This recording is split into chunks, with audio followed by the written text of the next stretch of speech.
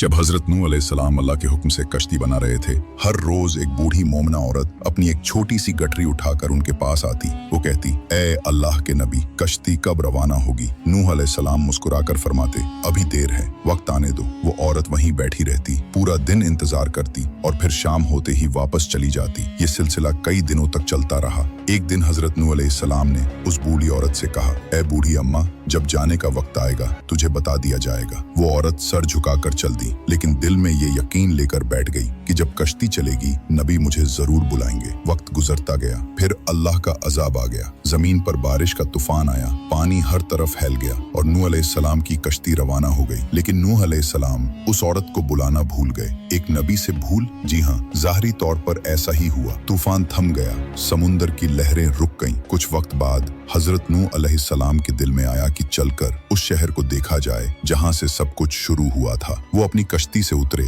और शहर की तरफ चले। जब शहर पहुंचे तो देखा हर तरफ वीरानी थी, तबाही थी, मगर एक कोने में एक झोंपड़ी से रोशनी आ रही थी। एक दिया जल रहा था। नूह अलैहिस्सलाम हैरान हुए, इतना बड़ा तूफान आया, सब कुछ डूब गया, लेकिन ये दिया कैसे जल रहा है? उन्होंने जोर से अल्लाहू अकबर की तकबीर लगाई। झोंपड़ी का पर्दा उठा। वही बूढ़ी औरत गठरी उठाए बाहर आई और बड़ी मासूमियत से बोली, या नबी अल्लाह, क्या कश्ती अब तैयार है? चले। नूह अलैहिस्सलाम की आंखें हैरत से फैल गईं। उन्होंने कहा, ए बूढ़ी अम्मा, तुझे कुछ भी पता नहीं चला। बूढ़ी औरत ने सादा दिली से जवाब दिया, क्या नहीं पता चला या नबी अल्लाह? नूह अलैहिस्सलाम बोले, इतना बड़ा तूफान आया, दुनिया डूब गई, बारिशें बरसी, लोगों पर अजाब आ गया और तुझे कुछ खबर नहीं? वो औरत बड़ी सादगी से बोली, या नबी अल्लाह, एक दिन बादल कुछ गरजे थे और हल्की सी फुहार पड़ी थी बस। नूह अलैहिस्सलाम ने आसमान की तरफ देखा और कहा, ए मेरे रब, ये क्या माजरा है? तब अल्लाह ताला ने हजरत नूह अलैहिस्सलाम पर वही नाजिल फरमाई,